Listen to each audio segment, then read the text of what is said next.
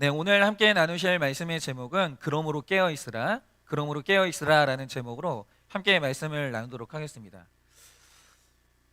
여러분, 예수님을 기다린다는 게 뭘까요? 근데 제가 하나만 여쭤보겠습니다. 여러분, 예수님 기다리십니까? 예수님은 온다고 하셨는데 그 예수님 만날 준비도 하고 계시고 기다리고 계십니까? 그러면 이제 기다린다는 게 뭐냐 이거죠. 근데 이제 어떤 목사님께서 실제로 예수님의 재림을 기다린다고 이런 분이 있었다고 합니다.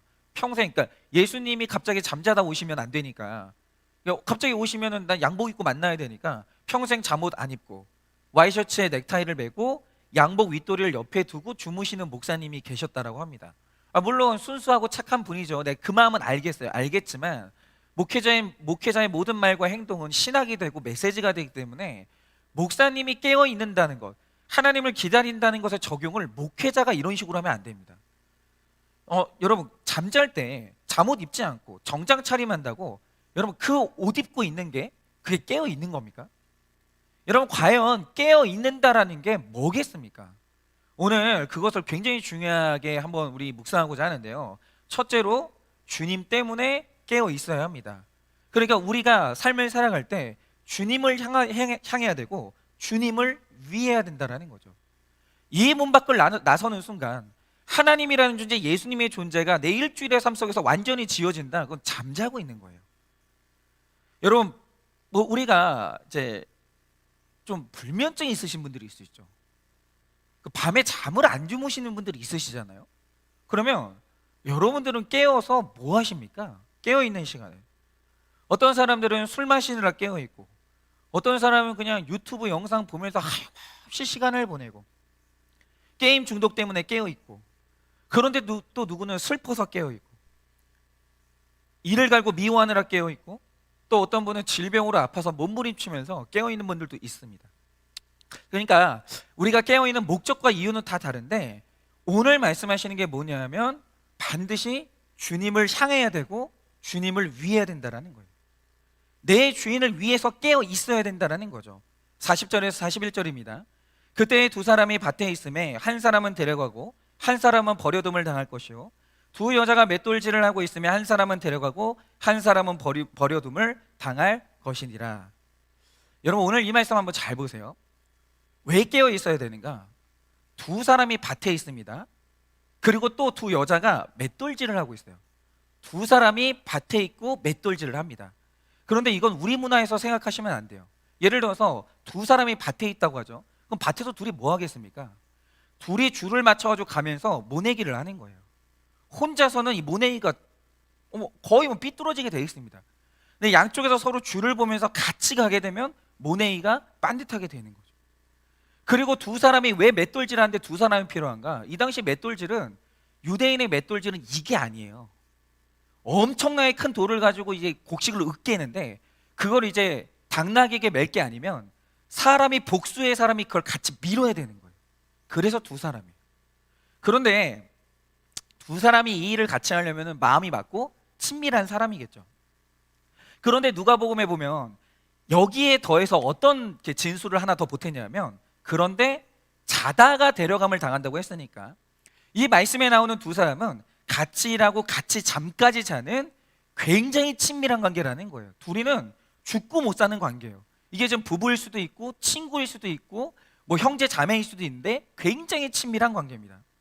그런데 친밀한데 구원의 날이 되잖아요. 이렇게 친한데 아무리 친해도 둘이 같이 못 가는 데가 있어요. 친한 둘 중에 하나는 데려감을 당하고 하나는 버려둠을 당해요. 여러분, 성경은 분명히 이 일이 일어난다고 합니다. 제가 분명히 말씀드리지만 저 목사잖아요. 여러분, 목사가 다 하늘로 안 올라갑니다. 그거는 명백한 사실이에요. 저도 제 자신에 대해서 늘 긴장하고 있는데, 여러분, 목사 중에 버려둠을 당하고 데려감을 당하는 사람이 있어요. 반드시 그러합니다.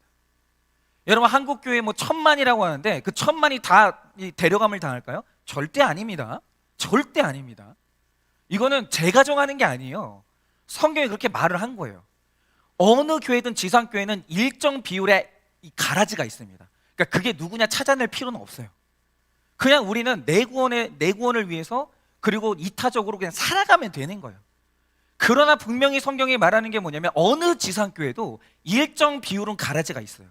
그래서 구원의 그날이 되면 아무리 친했어도 데려감을 당하고 버려둠을 당하는 사람은 반드시 일어나요. 그런데 여러분, 세상에서 가장 친밀한 두 사람이라고 하면 누가 있겠습니까? 일단 그게 부부일 것이고, 부모 자녀 사이일 것이고, 형제 사이일 거 아닙니까? 그런데 너무나 친했는데, 너무 사랑했는데, 한 명은 이 데려감을 당하고 한 명은 버려둠을 당하면 여러분, 그때는 어쩝니까? 그때는 어쩔 거냐 이거죠. 예를 들어서 저하고 제 아내가 데려감을 당하는데 제 딸이 버려둠을 당하는 거예요.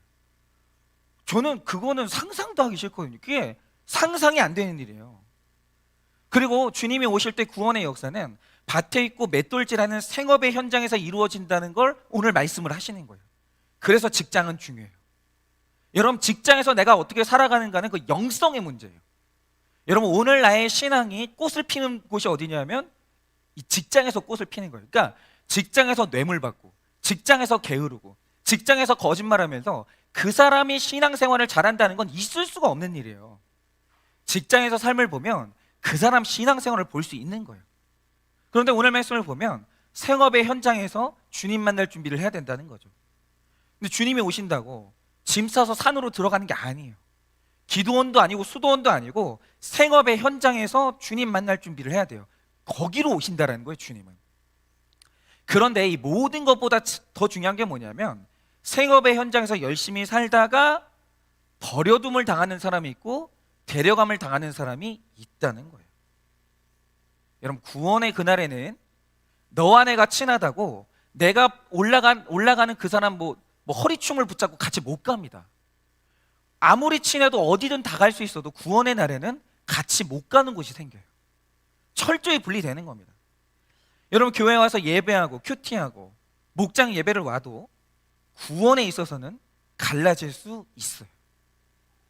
여러분, 가족이 어디든 같이, 이번에 명절에도 이제 가족들이 어디 가겠죠. 천국은 그렇게는 안 돼요. 각자 믿음에 따라서 갈릴 수밖에 없는 거예요. 여러분, 우리가 경건 생활해도 갈라집니다. 그런데 왜 이렇게 되냐면 구원과 심판은 철저하게 수동태이기 때문이에요. 구원과 심판은 당하는 거예요. 구원은 외적인 조건과는 무관합니다. 같은 학벌에 같은 일을 하고 같은 환경에 있어도 데려감을 당하고 버려둠을 당해요. 하나님이 그 사람의 믿음을 보고 그렇게 하시는 거예요. 내가 변경을 못합니다. 천국 가는 것은 환경과는 상관이 없어요. 그래서 여러분, 아직 복음이 전해지지 않은 배우자나 친척, 형제, 가족이 있습니까? 제가 지금 이 경고를 계속 드리는 거예요. 여러분, 제가 말씀드리지만 한일교회는 좋은 얘기만 하는 교회가 아닙니다. 물론 우리도 뭐 기쁜 얘기 하죠. 그러나 장차 다가올 환난을 미리 말해주는 교회예요. 그런데 여러분, 장차 어느 날 이런 일이 일어날지 모르기 때문에 우리가 늘 분별해야 되는 게 뭐냐면 여러분의 배우자는 구원 받았습니까? 그러니까 제가 처음 만나 뵙는 분들 보면 늘 그거 물어봐요.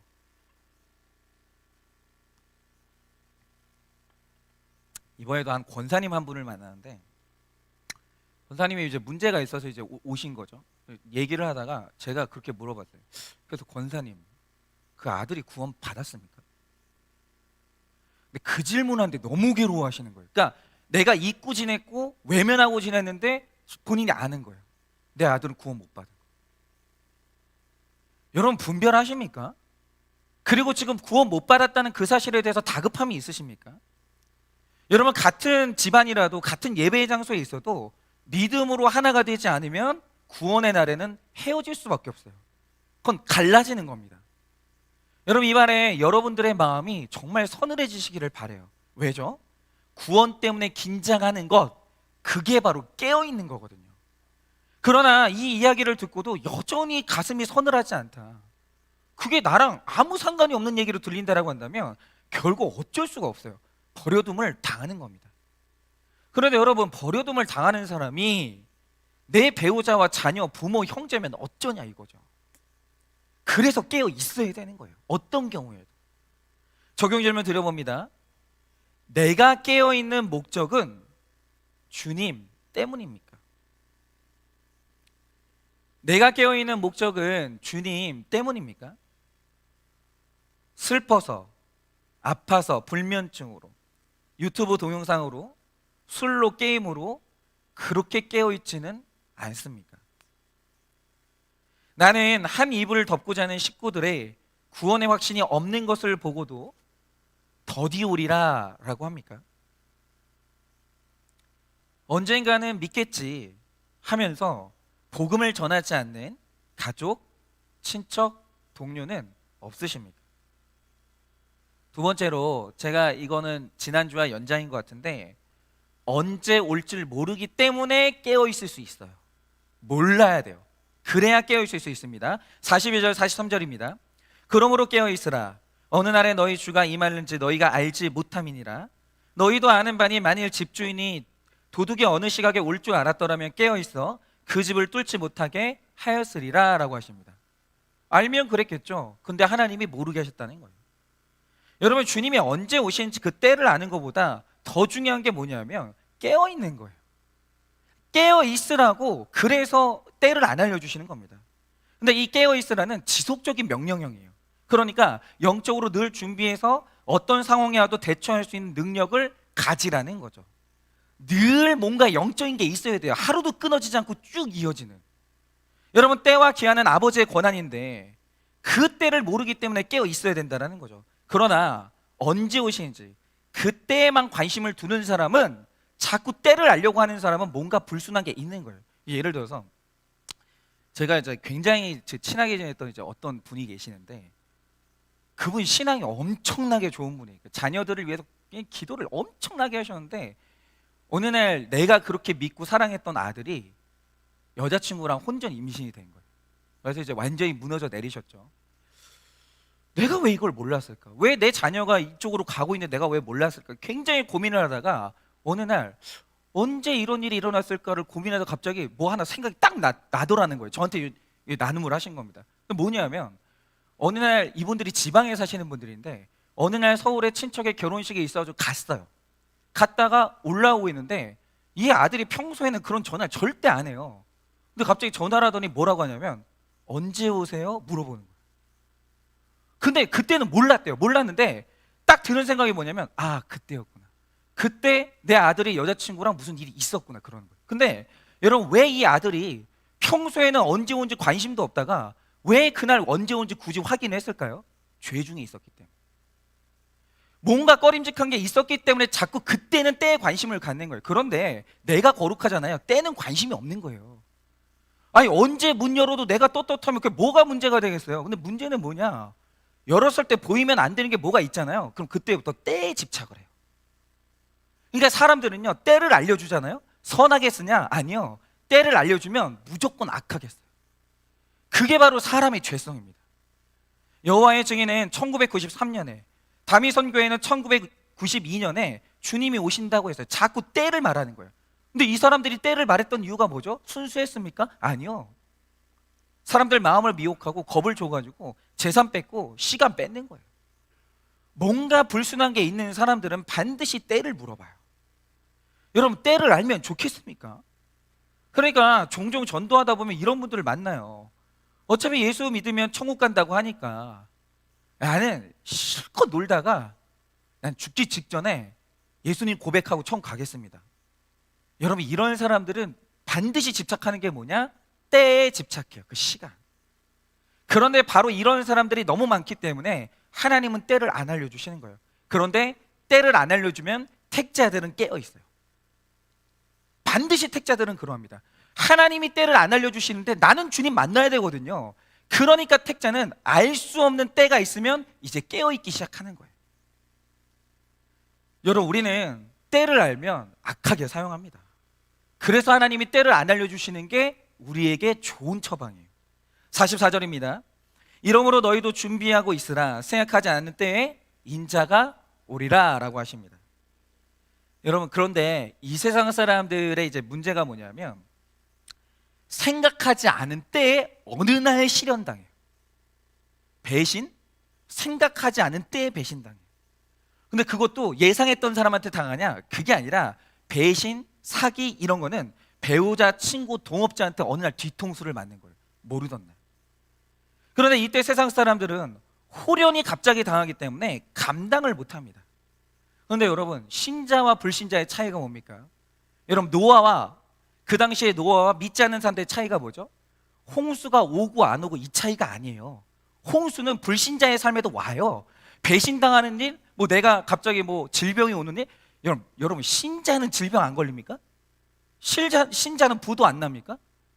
여러분 신자는 뭐 안 좋은 일 안 당합니까? 다 당합니다. 불신자나 신자나 마찬가지예요. 그런데 아브라함과 아닌 사람들의 차이가 뭐였냐? 아브라함은 홍수가 온다는 걸 알았고, 아브라함이 아니고 노아는 홍수가 온다는 걸 알았고, 노아가 아닌 사람들은 홍수가 온다는 걸 몰랐다는 거예요.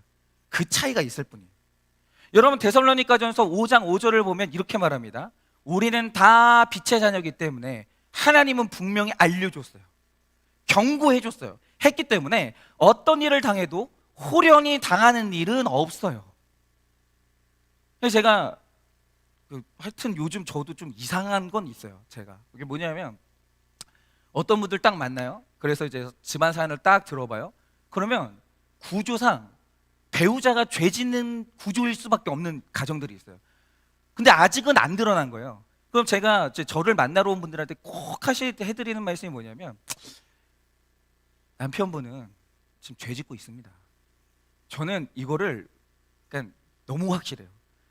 구조가 그러면 인간은 죄를 지을 수밖에 없어요. 그래서 저는 꼭 말씀드려요. 죄송한데 지금 남편분은 죄 짓고 있습니다. 그거 드러나니까 준비하시라고. 이거는 뭐뭐뭐뭐 때문에 이런 사건이 온 거니까 준비하시고, 남편을 죄 짓게 만든 집사님도 그렇게 회개하시면서 준비하셔야 된다고. 여러분 이렇게 말을 해주는 거예요. 왜냐? 우리는 어둠에 있지 않기 때문에 하나님이 미리 알려주시는 게 있어요. 그래서 같은 일을 당해도 빛의 아들은 나는 몰랐어, 이런 일은 있을 수 없어, 이렇게 말하지 않는 거예요.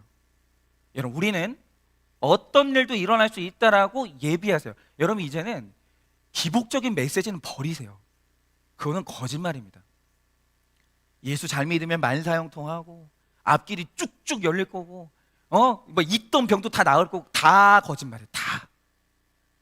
어떤 일도 일어날 수 있어요. 어떤 일도 다 일어날 수 있어요. 그러나 우리의 차이는 뭐냐? 우리는 대비한다는 거예요. 왜 오는지 알고 있다는 거예요. 이때 우리가 뭘 해야 되는지 알고 있는 게 신자의 특징이에요. 여러분 어떤 한 성도님이 이런 고백을 하셨습니다. 한번 들어보세요. 저는 젊은 시절 고향이었던 지방 도시에서 식당을 운영했는데 장사가 꽤 잘 되어 경제적으로 여유가 생기니 저는 조금씩 교만해져 가기 시작했습니다. 여러분 제가 미리 말씀드립니다. 우리 아내분들한테, 남자가 돈 있고 시간 있으면 위험한 거예요. 거룩하지 않은 남자가 돈 있고 시간 있다? 여러분 그거는 굉장히 위험한 겁니다. 내 남편이 거룩하지 않고 하나님 안 사랑하는데 시간 많아지고 돈 많아지잖아요. 여러분 애통한 줄 아십시오. 미리 말씀드리는 거예요. 뭐 이분도 그렇죠. 뭐 장사 있어요. 남자가 이 악하고 음란한 세상에서 경제적으로 여유가 생기니까 저는 조금씩 교만해져 가기 시작했습니다. 식당 운영은 아내와 종업원에게 맡겨둔 채 친구들과 어울려 유흥가를 드나들며 저만의 죄악된 세상을 살았습니다. 운영하던 식당이 여전히 잘 되니 조금씩 욕심이 생겼고, 좀 더 큰 장소로 옮기면 더 많은 돈을 벌 수 있다는 욕심에 아내와의 상의 없이 식당을 넘겼습니다. 그러다가 큰 장소를 물색하던 중 사업을 하고 계시던 형님께서 사업 자금이 급히 필요하다며 돈을 빌려줄 것을 요청했고, 저는 처가 장모님과 동서동까지 끌어 많은 돈을 빌려드리게 되었습니다. 그러니까 여러분 지금 여기까지 읽으셨을 때 이 집안의 구조에 뭐가 문제인지 아시겠죠? 돈이 어떻게 오고 가는지 아내가 모르는 거예요. 여러분 통장 분리된 집은 그건 부부가 아니에요. 여러분 이렇게 되면 남자는, 여자도 마찬가지예요. 죄 짓는 거예요. 이 구조를 보면 딱 보여야 될 거 아니에요. 근데 이제 이렇게 됐어요. 그러자 형님 사업은 그러나 생각대로 잘 풀리지 않았고 조금씩 기울기 시작하면서 부도라는 최악의 사태가 오고 말았습니다. 모든 재산을 형님께 빌려준 저는 하루아침에 빈털터리가 되었고, 큰 충격을 받은 저는 매일 술을 벗삼아 살며 폐인처럼 살았습니다. 말해주는 사람이 없으니 호련히 당하니까 이렇게 되는 거예요. 그러던 중 먹고 살 길을 찾아 서울에 이사하게 되었는데 산 비탈질 조그만 단칸방에 짐을 풀고 다섯 식구가 참으로 비참한 생활 속에 살았습니다. 그런데 어찌된 일인지 내 아내의 표정은 도리어 평안하고 밝아지는 모습이었습니다. 남편은 홍수가 오니까 숨을 못 쉬는데 아내는 숨 쉬고 있는 거예요. 그때 아내가 한 말이 뭐냐, 아내는 저에게 모든 게 하나님께서 당신을 위해 고난의 길을 가게 하시는 것이고, 당신이 고향에 있으면 당신 명대로 살지 못하고 지옥에 갈 수밖에 없었기 때문에 하나님께서 이 일을 하신 것이야. 이번 기회에 회개하고 교회 같이 다닐 것을 간곡히 권유했습니다. 그러나 그때 저는 듣는 척도 하지 않았습니다 라고 해요. 여러분 보세요. 이 가정에 망하는 사건이 하루아침에 호련히 찾아왔어요. 남자분한테는 그렇죠.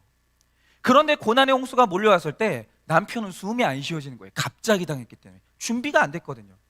그런데 아내분은 숨을 쉬고 있는 거예요. 왜냐? 알았거든요. 대비했거든요. 해석했거든요. 여러분, 이 아내분은 이미 말씀으로 구속사가 열렸기 때문에 구원의 인생의 목적이 되어서 고난의 의미가 해석됐기 때문에 숨 쉬고 있는 거예요. 저도 이번 주에 전북 부안에 있는 분한테 연락이 왔어요. 진짜 버라이어티 하더라고요. 근데 이분은 잘 사시다가 남편분이 이제 경제적으로 어려워지는 바람에, 여러분 바닷일이 얼마나 힘듭니까? 그런데 그 아내분이 잘 살던 분이 흘러 떠내려가가지고 여러분 어부가 되신 거예요. 얼마나 힘드시겠어요. 이 찬바람에 바다를 나간다고 생각을 해보세요. 그러니 여러분 남편이 얼마나 믿겠어요. 내가 뭐 이거 아니었으면 그냥 이렇게 좋은 화장품 사가지고 따뜻한 방에서 이제 화장품 바르면서 이렇게 곱게 늙었을 텐데, 내가 이제 바닷바람 맞으면서 나 이러고 늙어가는 걸 생각하니까 너무 미운 거죠. 그런데 진짜 우연히 그러니까 저희 친척 형님이 전해줬대요. 근데 그분이 이제 말씀을 전해줬는데 3달을 들었는데 처음으로 자기 죄를 봤다. 처음으로 인생 살면서 처음. 그리고 남편이 안 믿더라는 거예요. 죄가 보이니까. 그러면서 처음으로 숨이 쉬어졌다라는 거예요. 우리 가정이 망한 이유로. 여러분 이건 이렇게 되는 거예요. 여러분 구원을 위해 주님이 찾아오신 사건이라는 것이 이 고단에서 보이니까 이 아내분은 숨 쉬는 겁니다. 그러니 같은 고난의 환경에서 부부지만 하나는 천국 살고 하나는 지옥 사는 거예요. 여러분 복음이 있고 없잖아요. 같은 부부라도 갈리는 거예요. 절대로 하나 못 됩니다. 절대로. 믿음의 그날에는, 하나님이 부르시는 날에는 무조건 갈리는 거예요. 가족이라고 어디든 다 같이 가는 게 아닙니다. 여러분 그래서 우리가 믿음으로 깨어 있는가 아닌가는 굉장히 중요해요. 굉장히. 깨어 있으면 언제 주님이 임하셔도 준비되어 있기 때문에 놀라지 않아요. 그러나 깨어 있지 않으면 그때부터 재앙이 되는 겁니다. 여러분 삶이 여러분을 속일지라도 슬퍼하거나 노하지 마시고 어떤 사건도 구원의 기회로 삼으시기를 바라요. 깨어 계십시오. 준비하십시오. 미리미리 설교로 이 권면을 드릴 때 내 얘기로 받으세요. 우리는 그때 홍수가 와도 숨 쉴 줄 믿습니다. 적용 질문 드립니다. 나는 영적으로 빈틈이 없어서 어떤 상황에서도 맞설 수 있는 능력을 가지고 있으십니까? 또 어떠시겠어요? 여러분 오늘 갑자기 벼랑간 남편이 갑자기 낯선 여자의 향기가 나면 어떻게 뭐 이렇게 잘 대처하시겠습니까? 네? 갑자기 막 아내가 막 립스틱을 짙게 바르고 막 옷을 잘 입기 시작하고 갑자기 휴대폰을 놓지 않고 실실 웃고 막, 그래도 여러분은 이렇게 딱 대처할 수 있으시겠습니까? 어떠세요? 나는 매 순간 깨어서 주님과 교제하여 호련히 닥친 시련도 너끈히 이길 수 있으십니까? 어떤 사건도 기회로 삼고 있으십니까? 그래서 세 번째로 정말 깨어있는 건 뭐냐면 직분에 충성하는 것이 그게 깨어있는 거예요. 여러분 제가 여러분들을 제가 제 사역에 이용하고 그거 아닙니다. 여러분 정말 사역은 우리가 지금 잠시 코로나 때문에 사역을 잠깐 내려놓고 있지만 자기 자리로 가셔야 돼요. 여러분 그냥 썬데이 크리스찬으로 예배 구경하고 왔다 갔다 하잖아요. 여러분 잠들 수밖에 없습니다. 반드시 헌신이 있어야 되고 바치는 게 있어야 돼요. 45절입니다. 충성되고 지혜 있는 종이 되어 주인에게 그 집 사람들을 맡아 때를 따라 양식을 나눠줄 자는 누구냐라고 하십니다. 여러분, 인자가 오실 때 사람들을 구원으로 예비시키기 위해서는 충성되고 지혜 있는 종이 예비되어 있어야 돼요. 깨어있는 종이 있어야 된다는 거죠. 그러니까 이걸 적용해 보면 우리 교회에 이제 앞으로 그런 일이 일어날 겁니다. 어느 날 고난이 있는 분이 벼랑간 찾아와요. 벼랑간.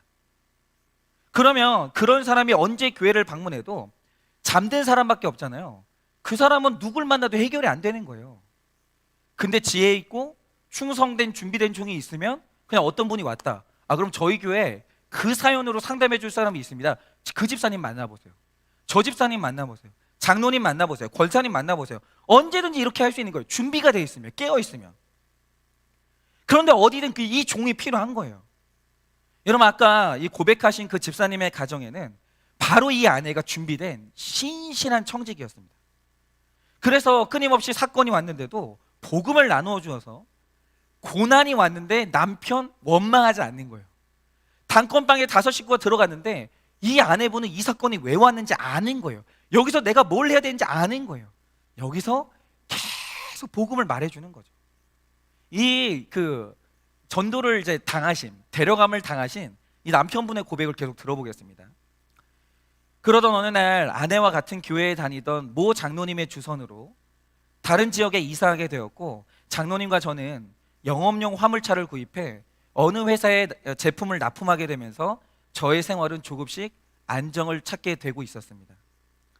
장로님의 끈질긴 설득으로 저는 구속사의 말씀이 있는 교회에 등록하게 되었고, 저의 신앙은 그저 가정의 평안을 위해 교회 뜰만 드나드는 가짜 신앙에 불과했습니다. 당시 매년 여름 휴가철이 되면 전교인이 기도원에 수양회를 떠나곤 했는데 저의 화물차를 이용해서 모든 가재도구를 싣고 다녀오곤 했습니다. 그런데 어느 해인지 믿음이 없던 저에게 기도원 수양회 가는 것이 너무 싫었고, 그래서 그 해부터는 수양회를 가지 않기로 마음을 굳게 먹었습니다. 그리고 예약된 짐이 있다는 핑계로 아내의 간곡한 만류에도 수양회가 아닌 일을 하기로 결정했습니다. 그런데 이런 저를 보며 아내는 저를 향해 말했습니다. 이럴 때 남자들은 제일 무서워요. 뭐라고 말했냐? 하나님보다 돈을 더 사랑하는 당신, 하나님께서 당신을 얼마나 책망하실지 나는 두렵다. 그리고 수양회로 가는 거예요. 그럼 남겨진 남편이 얼마나 무서운지 아십니까? 어쨌든 이 남편분도 이제 고집이 있으니까 아내는 수양회로, 나는 일터로 또 갈라졌어요. 아내의 경고성 말을 들은 저는 찜찜한 기분이었으나 예정대로 예약된 짐을 싣고 목적지를 향해 가고 있었습니다. 그런데 어디쯤 가던 쯤에 갑자기 차에서 연기가 났습니다. 놀란 저는 갓길에 차를 세우고 본네트를 열었는데 그 순간 라디에이터 호수가 터지면서 끓는 물이 저에게 폭발했습니다. 그 사고로 몸에 3도의 화상을 입은 저는 병원에 입원하게 되었습니다. 사고 소식을 접한 아내는 병원에 찾아왔는데, 여러분이 이 아내라면 어떻게 하시겠어요? 어떤 분들은 막 나 죽네, 나는 못 사네, 막 당신 없으면 굶어 죽네, 막 이러면서 막 뒤집어 지고 막 그런 분들이 있죠. 그럼 답이 없는 거예요. 이렇게 되면 다 그냥 막 안드로메다로 가는 거죠.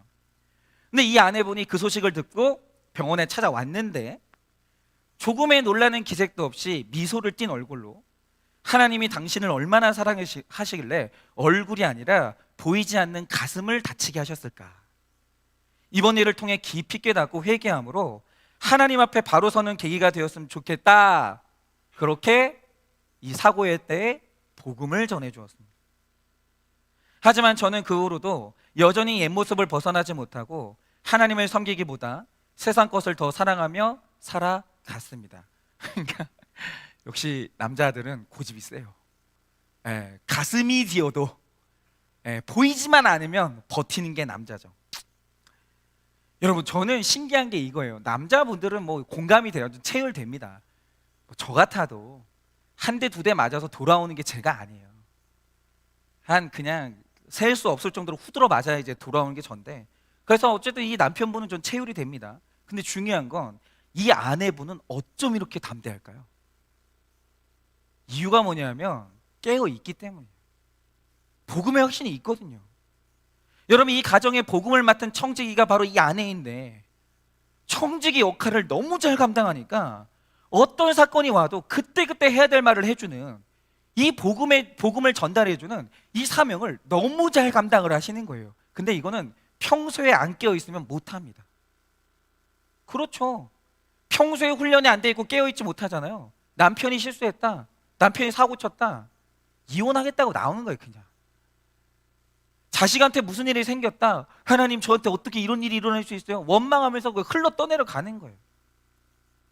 여러분, 그러나 복음의 청지기의 사명을 잘 감당하면서 인내하고 기다리니까 내가 평소에 남을 섬기고 남의 불행 해석해주고 남을 잘 섬기고 있으니까 내 사건이 왔을 때 담대하게 나아가는 거예요.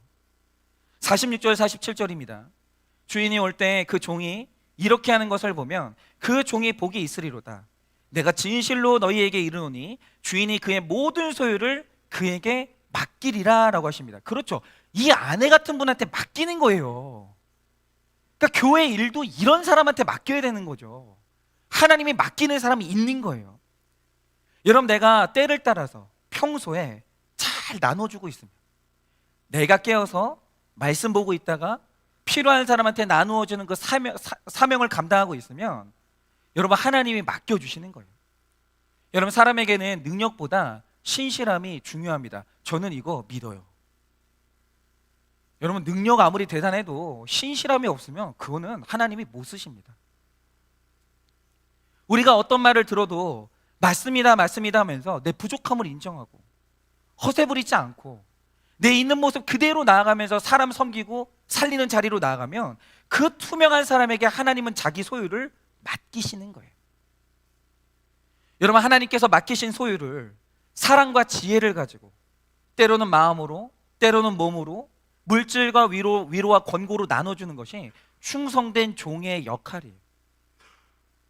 그러니까 우리 권사님하고, 우리 교회 이제 권사님하고 언제 얘기를 하는데, 우리 권사님이 미용실을 가시는데 그 미용실에 다니는 분이 뭐 어쩌다가 이제 나눔을 하게 됐나 봐요. 그래가지고 그때부터 그냥 이 영혼이 안타까워가지고 거기 갈 필요가 없을 때도 그 미용실을 굳이 가면서 우리 권사님이 지금 계속 뭔가 나누어 주고 계세요. 대단하죠.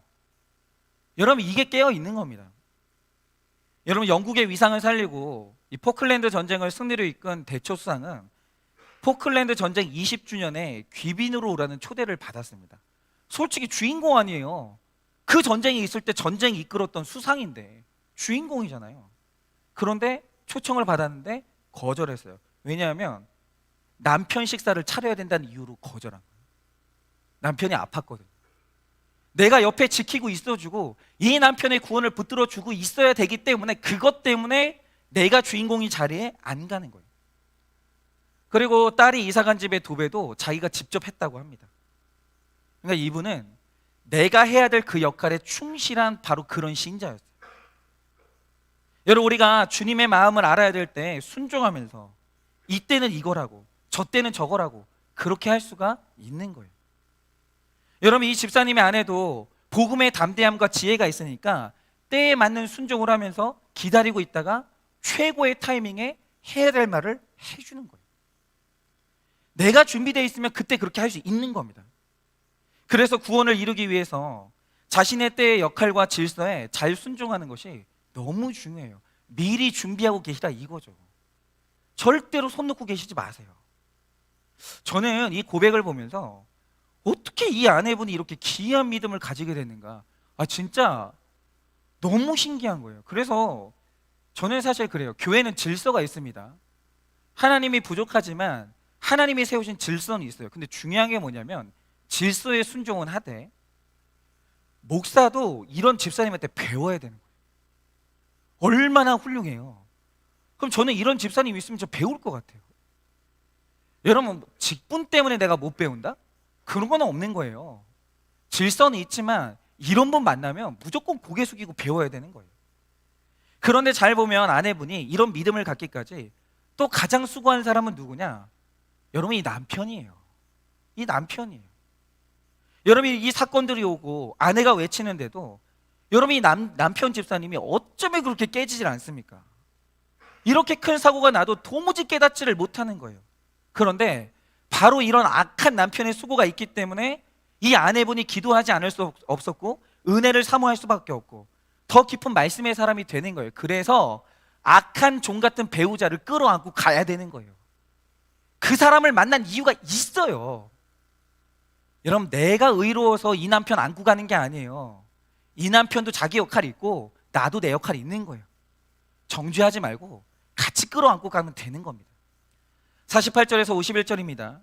만일 그 악한 종이 마음에 생각하기를 주인이 더디 오리라 하여 동료들을 때리며 술 친구들과 더불어 먹고 마시게 되면 생각하지 않은 날 알지 못하는 시각에 그 종의 주인이 이르러 어미 때리고 외식하는 자가 받는 벌에 처하리니 거기서 슬피 울며 이를 갈리라. 여러분, 오늘 나를 충성되게 하는 것은 내 옆에 악한 종 같은 남편이고 자녀고 아내예요. 그래서 우리는 결별할 수 없는 거예요. 그런데 이 악한 종들의 특징이 뭐냐면 더디 오리라, 둘째 때리고 셋째 술 마시고 더불어 먹고 마십니다. 그런데 이 중에서 여러분, 가장 악한 종이 뭐냐면 더디 오리라는 가치관을 가진 종이 가장 질기고 악해요. 제일 변화되지 않는 사람이 뭐냐면 더디 오리라는 가치관 가진 사람은 정말 변화되는 게 너무너무 힘들어요. 이 한 사람 때문에 온 가족이 지옥 갑니다. 그런데 나를 때리고 괴롭혀서 더욱 주님을 사모하게 만든다면 그 악한 사람은 아니거든요. 또 구속사적으로 보면. 그래서 우리가 더디 오리라 하면서 끈질기게 버티는 그 악한 종 같은 남편, 자녀, 부모, 형제, 이 친절하게 대해주면서 그렇게 우리가 이 사람을 구원으로 같이 끌고 가려고 옆에 있어 줘야 되는 거예요. 여러분, 충성되고 지혜 있는 자가 가장 지켜야 될 것은 가정입니다. 존 오스본은 최고의 믿음은 구원을 위해 가정에 충실한 것이라고 했습니다. 여러분, 충성되고 지혜로워서 악한 종을 지켜야 되는 거예요. 그러니까 저는 그래요. 뭐 어떤 분들은 그런 말씀하시는 분들이 있는데 누가 저한테 물어보기를 사역해서 행복합니까? 물어보면 저는 아니에요. 저는 사역 되게 힘들어요. 거룩하는 거 힘들고요. 세상 모든 일이 힘들죠. 세상의 모든 일이 힘든데 거기다가 거룩해야 되니까 저는 정말 너무 힘들어요. 목사로 사는 거 안 행복해요. 별로 안 행복해요. 그런데 중요한 사실이 뭐냐? 인생의 목적은 행복이 아니거든요. 거룩이에요. 그래서 이 길 가는 겁니다. 여러분, 가정도 마찬가지입니다. 우리가 이제는 받아들여야 되지 않겠습니까? 가정, 누가 그럽니까? 남녀가 결혼해서 같이 살면 엄청 행복하다고. 그렇게 하는 사람이 있으면 둘 중에 하나예요. 뭐 이렇게 뭐 되게 뭐 이상하든가, 그게 아니면은 뭐 다른 뭐 이상한 뭐 일을 꾸미고 있든가, 뭐 뒤에서 뭐 남편 모르게 뭐 이렇게 보험을 뭐 들고 있다든가 뭐 그런 거지. 뭐가 행복해요? 뭐가, 솔직히 말해서 그렇지 않죠. 근데 우리가 왜 결혼 생활을 유지하고 있어야 되겠습니까? 우리의 목적은 구원이거든요. 그 사람 구원받기 위해서 결혼한 거지 행복하려고 결혼한 건 아니에요. 그래서 악한 종 같은 아내를 만났습니까? 악한 종 같은 남편을 만났습니까? 옆에서 버티고 계셔 주셔야 되는 거예요. 여러분, 인생의 목적은 행복 아닙니다. 내 옆에 악한 종을 충성되게 하고 데려감을 당하게 하는 것이 내 인생의 목적인 거예요. 같이 천국 가야 될 거 아니에요. 그것 때문에 결혼한 겁니다. 여러분, 아내는 같이 이불 덮고 사는 내 남편이 믿는지 안 믿는지, 데려감을 당할지 버려둠을 당할지 다 압니다. 솔직히 다 알아요. 내가 여러분은 비밀이지만 제가 저희 교회 성도님들 만나면 다 물어봤어요. 남편 구원받은 것 같으세요? 저는 대답 들었어요. 다 알아요. 다 평가가 있습니다. 그런데 이 성도님의 아내, 변하지 않은 약한 종 같은 이 남편 집사님의 아내는 내 인생의 목적이 내 가족의 구원이에요. 완전히 그게 정해진 거예요. 그래서 내 남편 충성되게 하고 천국에 데려감을 당하게 하려고 인내로 내 남편의 옆을 지키면서, 남편이 망해가지고 단칸방에 들어가도 그 옆을 지켜주고 있고, 말 안 듣고 다쳐가지고 병원에 있을 때 그때도 옆을 지켜주고, 그러면서 끊임없이 기도하면서 복음으로 외쳐주는 거예요. 왜냐하면 우리 인생의 목적은 구원이거든요. 그러자 결국 주님이 찾아오시는 거예요. 그러니까 이런 아내를 만난 분은 수지 맞은 거예요. 이런 남편을 만난 분은 수지 맞은 겁니다. 찾아오시는 거예요. 마지막으로 이 남편 집사님의 고백을 들어보겠습니다. 여전히 변하지 않는 저의 모습을 바라보고 계시던 하나님께서는 때가 되어서, 그러니까 여러분 이렇게 생각하시면 됩니다. 하나님은 사람을 만지는 단계가 있어요. 네, 건강 만지시면 마지막 단계. 솔직히 말해서 얼마나 그냥 미리미리 말씀해 주셨는데 그래도 안 들으면 마지막에는 건강을 만지시는 거예요. 자녀를 만지거나. 그러니까 마지막 단계는 자녀 아니면 건강이에요. 근데 이분도 때가 되어서 저의 구원을 위해 건강에 손을 대셨습니다. 금년 새해 초부터 저의 건강에 이상기류가 생기기 시작했습니다. 알 수 없는 이유로 소화가 되지 않으면서 체중이 감소해갔고 불면증까지 와서 잠을 이루지 못하며 나날이 몸이 야유어 갔습니다. 근데 이거 증상 한번 보면 이거 췌장암이거든요. 얼마나 무섭습니까? 그 병원에서 검사를 해봤지만 뚜렷한 병명도 없었습니다. 그렇게 몸과 마음이 무너져 내리자 어느 날부터인지 말씀이 들리기 시작했습니다. 우린 왜 이럴까요? 왜 이래야 말씀이 들릴까요? 정말 이해를 못하겠는데 어쩔 수가 없어요. 그래서 하나님이 고난을 보낼 수밖에 없어요. 아니 왜 이제서야 말씀이 들리냐고요. 이거는 뭐 우리 공통의 다 현상인 것 같아요. 그러면서 저의 귀가 조금씩 열리기 시작했고 그동안 거짓된 믿음으로 하나님을 속이며 살았던 내 삶의 많은 죄가 보이기 시작했습니다. 저는 진심으로 하나님께 엎드리며 그동안 교만의 극치였고 용서받지 못할 나의 죄를 진심으로 회개하면서 눈물로써 나의 죄를 고백하게 되었습니다. 그러자 곧 죽을 것 같은 저의 건강이 조금씩 회복되어 갔고 예전의 건강을 되찾아가게 되면서 이것이 저의 회개를 위해 주님이 하신 일이라는 것이 비로소 믿어졌습니다. 그러자 생각난 것이 있었습니다. 사실 저에게는 오래전부터 마음에 무거운 돌덩이 같은 짐이 있었습니다. 그것은 형수님과 가족 사이의 문제로 큰 다툼을 벌이게 되었고 그 일로 무려 15년 동안 형수님과 인연을 끊은 채 살아온 것입니다. 그런데 목사님의 말씀 중에 혈육의 형제를 사랑하지 못하는 자가 보이지 않는 하나님을 사랑할 수 있겠냐는 말씀이 제 귀에 들렸습니다. 그러면서 형수님을 미워하고 관계를 끊고 살아온 저의 악한 행실의 죄를 회개하게 되었고 지금이라도 찾아가 용서를 구해야 된다는 마음이 들어왔습니다. 그것을 아내와 나누었을 때 저의 말을 들은 아내는 기뻐하면서 오늘 당장 찾아갑시다 하였고 그 길로 저와 아내는 지방에 계시는 형님 댁을 찾아갔습니다. 인연을 끊은 지 15년 만에 갑자기 찾아온 저희를 보며 형수님은 놀라며 어리둥절해 하시고 저희를 맞아주셨습니다. 집에 들어선 저는 형님과 형수님 앞에 무릎을 꿇고 엎드렸고 용서를 구하며 진정 어린 사과를 드렸습니다. 처음에는 저의 사과를 거절하시던 형수님이었지만 물러서지 않는 저의 진심을 받아주셨고 그날 눈물로써 형제 간의 화해는 이루어졌습니다. 그동안 저의 삶을 돌이켜볼 때 자녀들의 고난을 통해 또한 저의 삶 속의 여러 사건을 통해 하나님은 끊임없이 저에게 찾아오셨지만 저의 혈기찬 거친 행실과 교만으로 인해 하나님을 거부하고 살았습니다. 하지만 그런 저를 포기하지 않으셨던 하나님께서 결국 육신의 건강이 무너지는 사건으로 저의 교만을 꺾어주셔서 나의 죄를 보게 하시고 겸손으로 무릎 꿇게 하시고 형제 간의 화해도 이루어 주셨습니다. 이 모든 구원의 역사를 이루어 주신 하나님께 감사드립니다 라고 하셨어요. 여러분 오늘 이 성도님의 이 고백이 있기까지 가장 먼저는 마지막까지 여러분 하나님은 택자를 포기하는 법이 없어요. 그런 일은 하나님 사전에 없어요.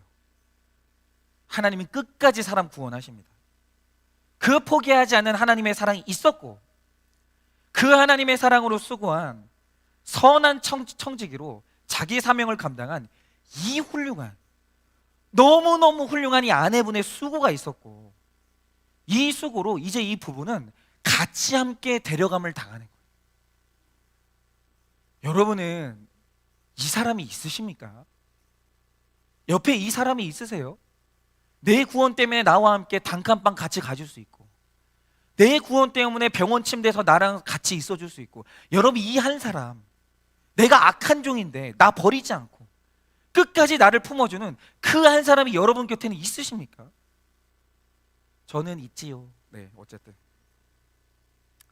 오늘의 사건은 악한 종으로 있는 나와 식구들이 버려둠을 당하지 않게 하시는 하나님의 구원의 기회예요. 사건을 그렇게 해석하셔야 되는 거예요. 그러니 제발 남편분이 넘어지셨습니까? 제발 좀 갈구지 마세요. 때는 이때다 그러면서 막 진짜 그러지 마시고, 그때가 구원의 기회예요. 그때가. 여러분, 아내가 주식으로 돈을 날렸습니까? 그래서 막 학대하고 싶으십니까? 그러지 마시고 그때가 내 아내가 하나님 만날 기회예요. 그게 깨어있는 겁니다. 제발 잠들어서 갑자기 홍수가 오면 이게 왜 왔는지도 모르고 그냥 남편 아내 그냥 원망하고 이러지 좀 마시고, 깨어서 제발 그 사건이 왜 왔는지, 이 악한 종이 내 옆에 왜 있는지 여러분 해석 좀 하세요. 그리고 만약에 내가 해석이 안 되면 전화 한 통 하시면 되잖아요.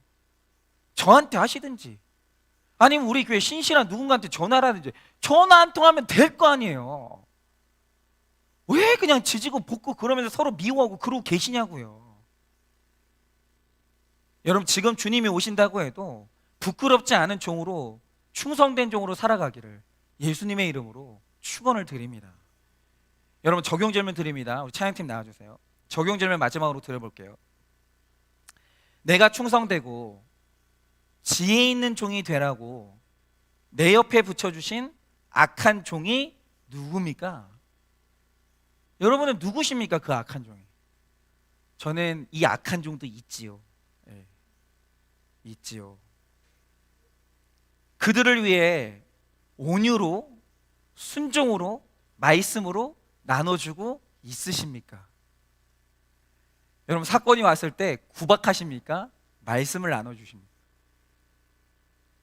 주님이 주신 동산에서 땀 흘리고 씨 뿌리며 주님 뵙기를 소망하고 있으십니까? 우리 한번 찬양 같이 한번 해보려고 하는데요.